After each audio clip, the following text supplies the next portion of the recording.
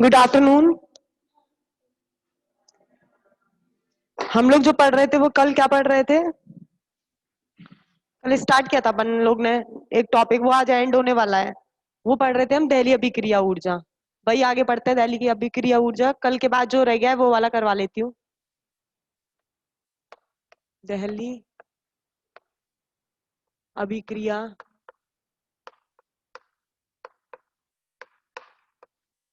ऊर्जा। ठीक है, दहलीय अभिक्रिया ऊर्जा पढ़ रहे हैं। इसके अंदर हम लोगों ने लास्ट स्टेप में कहाँ तक छोड़ के गई थी आपकी? m3c² plus m4c²। जहां छोड़ के गई थी वहीं से लिख रही हूँ। m3c² m4c² under root. ये चल रहा था आपका, और ये जो वैल्यू थी वो किसके बराबर आई थी आपकी? m1² c4 plus m2² c4 plus twice E1, और E1 की वैल्यू थी m1c² प्लस थ्रेशोल्ड ऊर्जा। E1 की थ्रेशोल्ड ऊर्जा टू E1 m2c²। ये वैल्यू थी। ये यहां तक मैं कल छोड़ गई थी आपकी। यहाँ पर T3 और T4 और था। जब मैंने बोला था अगर E1 में अगर आप थ्रेशोल्ड ऊर्जा, दहलीय अभिक्रिया ऊर्जा जोड़ देंगे तो T3 और T4 की वैल्यू 0 हो जाती है। ये थ्रेशोल्ड ऊर्जा है, थ्रेशोल्ड एनर्जी। जब आप ये थ्रेशोल्ड ऊर्जा को अगर 0 कर देते हैं, 0 का मतलब अगर थ्रेशोल्ड ऊर्जा आप इंक्लूड करते हैं E1 के अंदर, तो T3 और T4 की वैल्यू क्या रहती है आपकी? 0 रहती है। दोनों साइड स्क्वायर करते हैं, स्क्वायरिंग दोनों ओर वर्ग करने पर वर्क करते हैं। दोनों साइड वर्क करिए।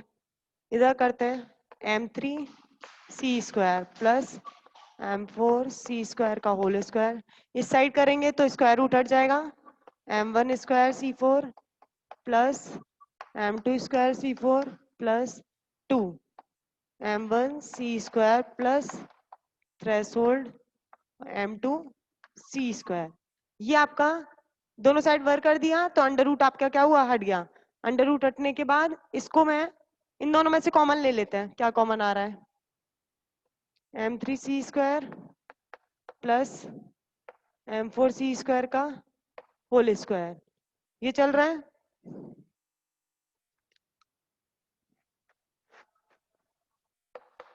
m1² c4 m2² c4 plus multiply करते हैं twice m1 m2 c4 plus twice TTH m2 c² m3c² m4c² whole square. ये इसको देखिए, m1² c4 m2² c4 to m1 m2 c4। तो ये क्या बन गया? m1 प्लस m2 का होल स्क्वायर। ये फॉर्मूला बन गया। और संग में क्या है? c4 कॉमन ले लिया। c4 कॉमन ले लिया, क्या बचा? m1² m2² to m1 m2 plus twice threshold ऊर्जा m2c² m3c² m4c² का होल स्क्वायर c4। ये बन गया m1 प्लस m2 का whole square plus twice threshold m2c²। इसको उठा के इधर ला रही हूँ। स्क्रीनशॉट ले लीजिए पहले।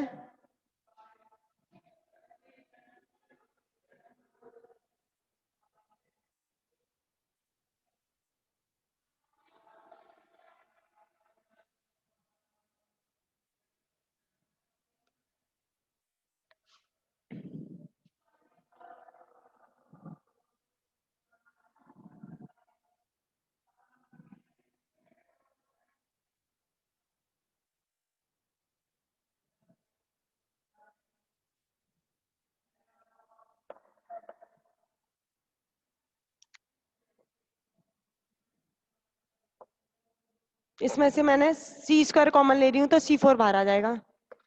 m3 प्लस m2 का होल स्क्वायर। इसको इधर ले आइए, माइनस का c4 m1 प्लस m2 का होल स्क्वायर, क्या बचेगा, ट्वाइस थ्रेशोल्ड सी स्क्वायर। दोनों में से C4 कॉमन ले लिया, m4 का call square minus m1 plus m2 का होल स्क्वायर, क्या बचा यहाँ पर 2C स्क्वायर। और संग में क्या चल रहा है इसके, थ्रेशोल्ड सी स्क्वायर। सी स्क्वायर से ये कैंसिल, तो कितना बचा यहाँ पर सी स्क्वायर, m3 4 का whole square minus m1 m2 का होल स्क्वायर ट्वाइस थ्रेशोल्ड।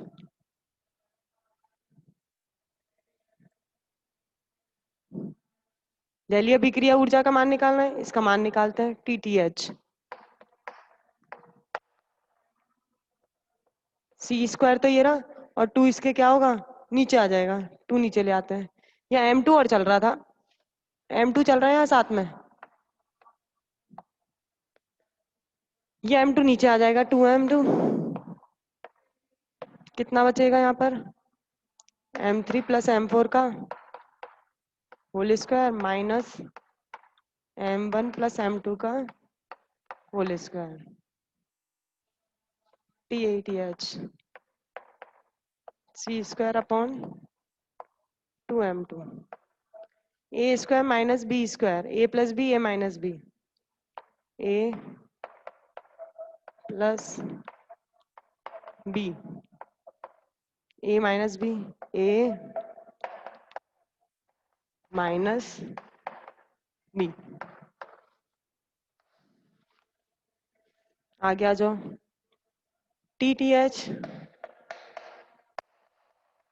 सी स्क्वायर अपॉन 2m2, ये बचेगा m1 plus m2 plus m3 plus m4, और m3 प्लस m4 बराबर माइनस m1 माइनस m2 को माना मैंने अतिरिक्त मास डेल्टा m, तो TTH कितना आ जाएगा, delta m C square 2m2 m1 m2 m3 m4, जहां डेल्टा m क्या है आपका, अतिरिक्त द्रव्यमान।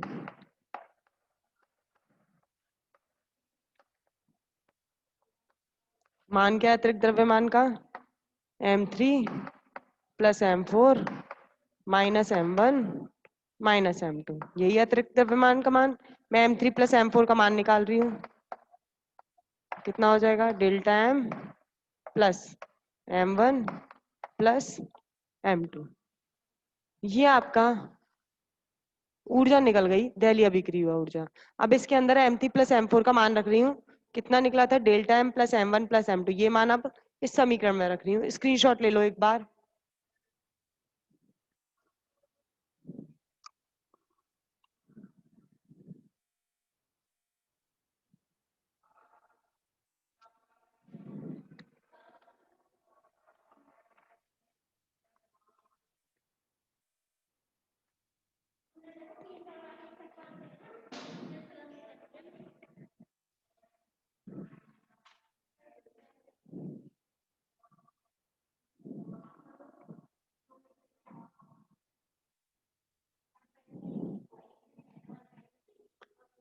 अब m3 प्लस m4 की वैल्यू मैं यहाँ पर रख रही हूँ, निकालते हैं दहलीय अभिक्रिया ऊर्जा, TTH delta m C square upon 2m2 m1 plus m2 plus m3 plus m4 की जगह मान ये रख दीजिए, delta m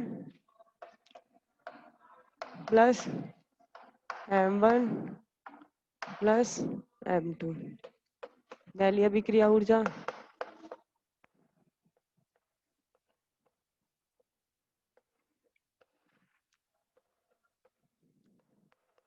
2m1 2m2 delta m, दहलीय अभिक्रिया ऊर्जा delta m c square, 2m2 इसके नीचे ले जा रही हूँ, 2m1 upon 2m2, 2m2 upon 2m2, delta m upon 2m2, 2 से 2 गया, m2 से m2 गया, 2 से 2 गया, दहलीय अभिक्रिया ऊर्जा कितनी निकली, delta m c square 1 plus, पहले ये वाला लिख दिया, m1 upon m2, delta m upon 2m2, ये निकला है आपका दहलीय अभिक्रिया ऊर्जा का मान। ये निकल गई हमारी दहलीय अभिक्रिया ऊर्जा। स्क्रीनशॉट ले लो, कोई प्रॉब्लम हो तो पूछ लो, इसके बाद मैं नया टॉपिक स्टार्ट कराऊंगी। ये वाला टॉपिक कंप्लीट हो चुका है, दहलीय अभिक्रिया ऊर्जा। अब मुझे नया टॉपिक स्टार्ट करवाना है। इस वाले टॉपिक में किसी को कोई प्रॉब्लम हो तो पूछ लो,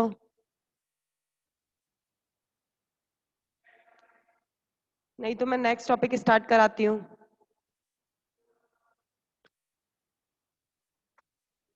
स्क्रीनशॉट ले लेना।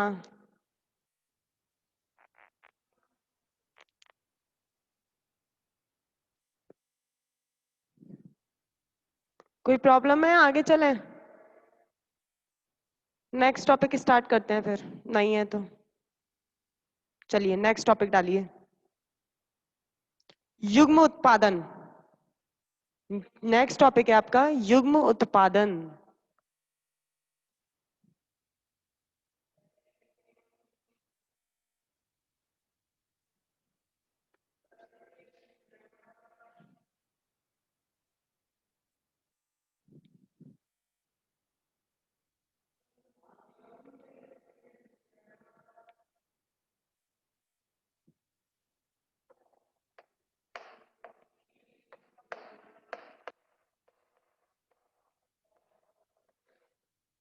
इसको बोलते हैं हम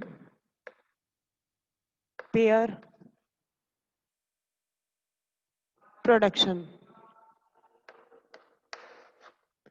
नया टॉपिक स्टार्ट कर रहे हैं, युग्म उत्पादन। युग्म उत्पादन है, होता क्या है वो देखते हैं।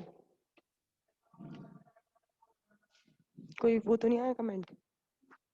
देखिए युग्म उत्पादन होता क्या है, इसके अंदर उत्पादन मतलब बनना, और युग्म मतलब पेयर में बनना। अब पेयर में उत्पत्ति होती है। देखो, एक इलेक्ट्रॉन है, एक पॉजिट्रॉन है, ये तो इलेक्ट्रॉन हो गया और ये हो गया आपका पॉजिट्रॉन।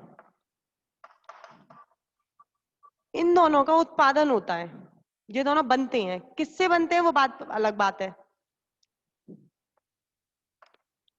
ये दोनों, इन दोनों, ये दोनों उत्पाद हैं जो बन के आए हैं। अगर हम इन दोनों उत्पादों को मिला दें, ये उत्पाद हैं जो बन के आए हैं, और किससे बने हैं वो बात अलग है, अभी बताऊंगी वो किससे बने हैं। अगर मैं इन उत्पादनों को मिला दूं तो हमें गामा फोटोन मिलता है। क्या मिलता है हमें? गामा फोटोन, जिसकी ऊर्जा 1.026 इलेक्ट्रॉन वोल्ट होती है। ये दोनों उत्पाद हैं। अगर उत्पादनों को मिला दिया जाए, इन दोनों के उत्पादन, जो उत्पाद बने इन दोनों से मिलके क्या मिलता है हमें? गामा फोटोन मिलता है। तो हम ये भी बोल सकते हैं जो गामा फोटोन है वो क्या बनाता है?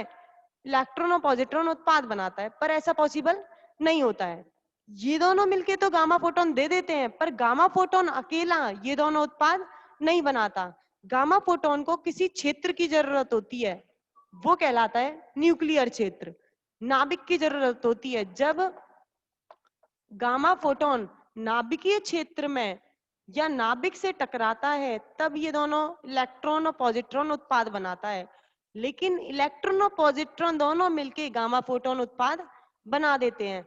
लेकिन गामा फोटोन अकेला ये दोनों उत्पाद नहीं देता, वो उसे नाभिकीय क्षेत्र की जरूरत होती है। वो नाभिकीय क्षेत्र में जाता है, उनसे टकराता है, तब जाके वो क्या बनाता है? इलेक्ट्रॉन प्रोटॉन, इलेक्ट्रॉन और पॉजिट्रॉन। लेकिन इलेक्ट्रॉन और पॉजिट्रॉन जो उत्पाद होते हैं वो दोनों मिलके आपको गामा फोटोन दे देते हैं। गामा फोटोन अकेला ये दोनों नहीं दे पाता, उसे नाभिकीय क्षेत्र की जरूरत होती है। लेकिन ये दोनों अकेले मिलके क्या दे देते हैं? गामा फोटोन दे देते हैं। अब हमें क्या करना है, इन गामा फोटोन और इलेक्ट्रॉन पॉजिट्रॉन का ऊर्जा संवेग में हमें क्या करना है, मैं लेके चलूंगी हमें ये पता है कि गामा फोटोन जब नाभिकीय क्षेत्र से क्रिया करेगा तब वो इलेक्ट्रॉन और पॉजिट्रॉन देगा। लेकिन मैं मान के ये चलती हूँ कि गामा फोटोन, गलत मान के चलते हैं, गलत मान के मतलब मान के ये चल रहे हैं कि गामा फोटोन अकेला इलेक्ट्रॉन पॉजिट्रॉन दे देता है, लेकिन ये गलत है, हमें पता है, गलत लेके चल रहे हैं, गलत ही लेके चलना है। आपको गामा फोटोन लेके चलना है कि गामा फोटोन जो होगा वो इलेक्ट्रॉन पॉजिट्रॉन दे देगा। अगर दे देगा तो हम डेरिवेशन करेंगे, डेरिवेशन में हमें कहीं पर नीचे जो रिजल्ट मिलेगा वो गलत मिलेगा। अगर गलत मिलता है तो हम बोल देते हैं ये कॉन्ट्राडिक्शन आ गया, हमने जो माना था वो गलत है। तो सही क्या है, ये कि गामा फोटोन अकेला कभी इलेक्ट्रॉन पॉजिट्रॉन नहीं दे सकता, उसे नाभिकीय क्षेत्र की जरूरत होगी। अब मैं एक इसका उल्टा विपरीत मान के चल रही हूँ, देखो ढंग से सुनना आप जरा। जब इलेक्ट्रॉन तथा पॉजिट्रॉन जब इलेक्ट्रॉन तथा पॉजिट्रॉन का परस्पर विलोपन होता है, जब इलेक्ट्रॉन और पॉजिट्रॉन दोनों का विलोपन होता है, इलेक्ट्रॉन तथा पॉजिट्रॉन का विलोपन होता है, तो इसमें 1.026 मेगा इलेक्ट्रॉन वोल्ट का गामा फोटोन विकिरित होता है। जब इलेक्ट्रॉन और पॉजिट्रॉन का विलोपन होता है तो 1.026 मेगा इलेक्ट्रॉन वोल्ट का गामा फोटोन विकिरित होता है। अब इसके विपरीत, अब इसका उल्टा पढ़ते हैं। यदि गामा फोटोन जिसकी न्यूनतम ऊर्जा 1.026 मेगा इलेक्ट्रॉन वोल्ट है, वो स्वतः ही मतलब खुद स्वतः ही इलेक्ट्रॉन तथा पॉजिट्रॉन का उत्पाद नहीं कर सकता, ये दोनों विलोप होकर गामा फोटोन दे देंगे, लेकिन गामा फोटोन स्वतः ही इलेक्ट्रॉन तथा पॉजिट्रॉन का निर्माण उत्पाद नहीं कर सकते। इसके लिए इसे किसी प्रबल नाभिकीय क्षेत्र की जरूरत होती है, जिससे ये अन्योन्य क्रिया करके इलेक्ट्रॉन तथा पॉजिट्रॉन का निर्माण करता है। इसे बोलते हैं युग्म उत्पादन। क्लियर है? कमेंट निकालो जरा। ये चीज समझ में आई जो मैंने अभी युग्म उत्पादन बताया? युग्म उत्पादन क्या होता है? जब इलेक्ट्रॉन और पॉजिट्रॉन का विलोपन होता है तो वह न्यूनतम ऊर्जा 1.026 मेगा इलेक्ट्रॉन वोल्ट का गामा फोटोन देता है। लेकिन अब इसका उल्टा बोल रही हूं, हाँ दोबारा सुनो, दोबारा सुनिए, देखिए पहले इधर से चल रहे हैं। जब इलेक्ट्रॉन तथा पॉजिट्रॉन का विलोपन होता है तो वह न्यूनतम ऊर्जा का गामा फोटोन देता है, जिसकी न्यूनतम ऊर्जा 1.026 मेगा इलेक्ट्रॉन वोल्ट होती है। अब मैं इसका विपरीत बोलती हूँ, विपरीत देखिए। गामा फोटोन स्वतः मीन अकेला, गामा फोटोन स्वतः ही इलेक्ट्रॉन तथा पॉजिट्रॉन का उत्पाद नहीं कर सकता, इन दोनों का उत्पाद नहीं कर सकता। इसके लिए गामा फोटोन को प्रबल नाभिकीय क्षेत्र से अन्योन्य क्रिया करनी पड़ती है, जिसके बाद वो इलेक्ट्रॉन तथा पॉजिट्रॉन का उत्पाद बनाता है, और इस प्रक्रिया को बोला जाता है युग्म उत्पादन। क्लियर? दोबारा रिपीट करूं, क्लियर है ये वाली लाइन?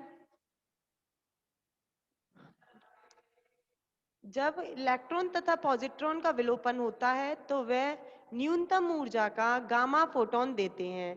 अब इसका उल्टा बोलते हैं, गामा फोटोन स्वतः ही इलेक्ट्रॉन तथा पॉजिट्रॉन का निर्माण नहीं कर सकते।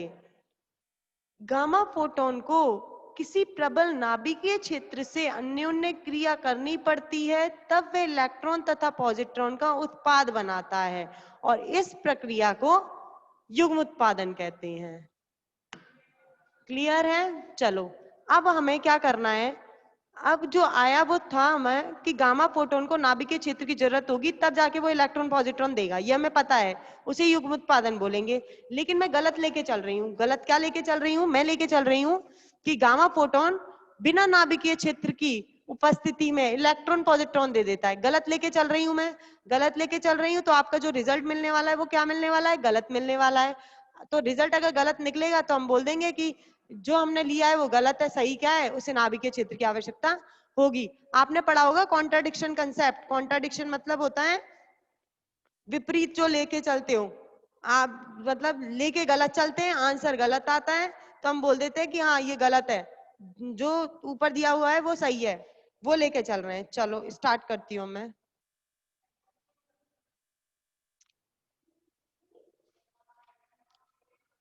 देखिए मैं मान के चल रही हूं ये गामा फोटोन है, वो स्वतः ही इलेक्ट्रॉन और पॉजिट्रॉन देता है, पर ऐसा नहीं है, गलत लेके चल रही हूं। इलेक्ट्रॉन देता है और पॉजिट्रॉन देता है, ये मान के चल रहे हैं, लेकिन वो नाभिक के क्षेत्र की प्रेजेंस में देगा। लेकिन हम लोग उल्टा लेके चल रहे हैं कि युग्म उत्पादन की घटना को सिद्ध करने के लिए हम मान के चल रहे हैं कि ऐसी घटना मानते हैं कि जो गामा फोटोन है बिना नाभिकीय क्षेत्र के अन्योन्य क्रिया करे संपन्न हो जाती है। इस गामा फोटोन की ऊर्जा कितनी है, कितनी मानी, एच न्यू।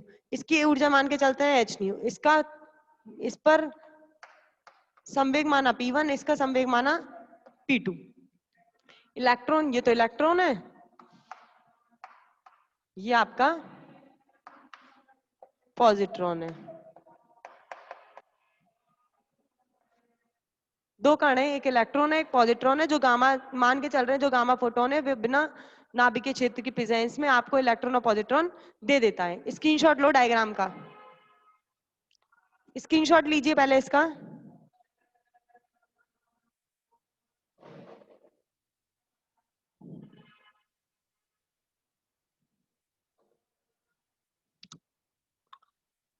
चलो इधर देख लेते हैं।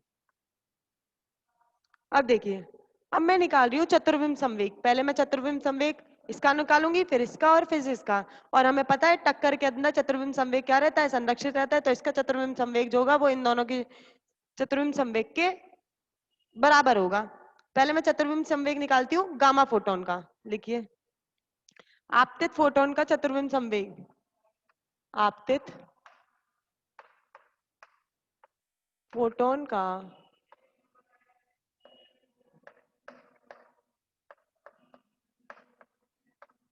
चतुर्विम संवेग। जो फोटोन आपतित हुआ है उसका चतुर्विम संवेग निकालते हैं। चतुर्विम संवेग गामा फोटोन है आपतित, आपतित गामा फोटोन का चतुर्विम संवेग, इसका मान रही हूँ पी म्यू। पी म्यू मतलब गामा फोटोन का चतुर्विम संवेग लेके चल रहे हैं अपन पी म्यू। पी म्यू को कैसे खोलोगे आप, पी और iota E upon C. P mu को खोलेंगे P vector iota E upon C. और पी क्या होता है आपका,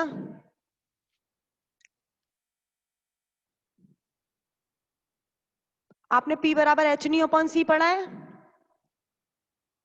पी का मान होता है एच न्यू अपॉन सी। कैसे, देखो जरा, यहां देख लो जरा, पी बराबर क्या होता है, एम वी। पी बराबर एम वी होता है, वी होता है वेग, मैंने लिया इसे प्रकाश का वेग, ठीक है। अब मैंने क्या करा, सी का ऊपर गुणा करा और सी का ही भाग दिया, सी का गुणा कर दिया सी का भाग दे दिया, क्या बन गया, M c square upon C. और एम सी स्क्वायर क्या होता है आपका, ई ऊर्जा अपॉन सी। और ऊर्जा कितनी होती है, एच न्यू। तो ये कितना हो गया, पी।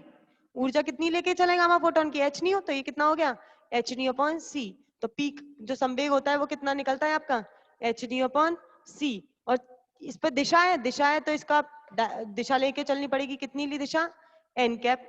एन कैप वो दिशा है जहां पर गामा फोटोन आपका जिस दिशा में जा रहा है वो दिशा ली है उस गामा फोटोन की, कॉमा आयोटा। ई बराबर क्या होता है, एच न्यू। इसका मतलब ये हुआ एच न्यू अपॉन सी। क्लियर है ये, प्रॉब्लम हो तो बता देना। चलो आगे करते हैं और लिख दो यहाँ पर एन कैप क्या है, यहाँ एन कैप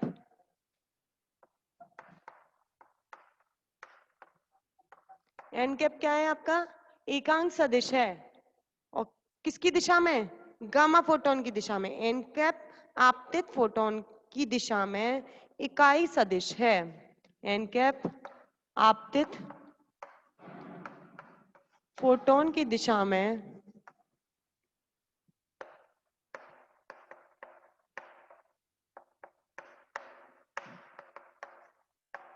इकाई सदिश है।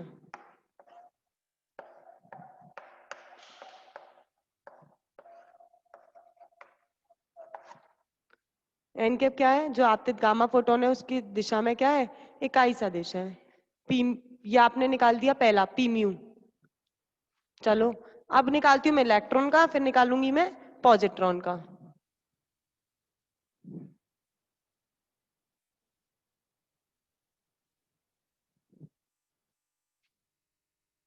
अब मैं निकाल रही हूँ पॉजिट्रॉन का चतुर्विम संवेग। पहले इलेक्ट्रॉन का निकालते हैं, इलेक्ट्रॉन का चतुर्विम संवेग।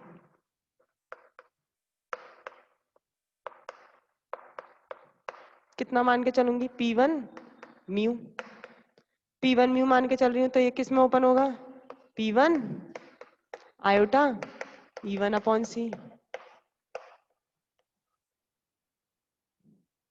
ये क्वेश्चन फर्स्ट मानना, ये सेकंड मानना। और पॉजिट्रॉन का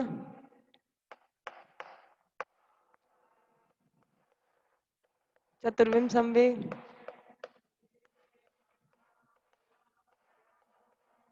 P2 म्यू,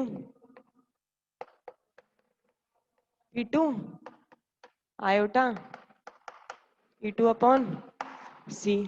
ये इस पॉजिट्रॉन का आ गया, इसको डाल दीजिए समीकरण नंबर 3। ये दो निकल गए। समीकरण नंबर 2, 1 2 3। एक तो आपका निकला गामा फोटोन का चतुर्विम संवेग, दूसरा निकला इलेक्ट्रॉन का चतुर्विम संवेग, और तीसरा निकला पॉजिट्रॉन का चतुर्विम संवेग। अब हमें पता है चतुर्विम संवेग संरक्षण का नियम लागू होगा, लिखाइए चतुर्विम संवेग संरक्षण नियम से, चतुर्विम संवेग संरक्षण नियम से।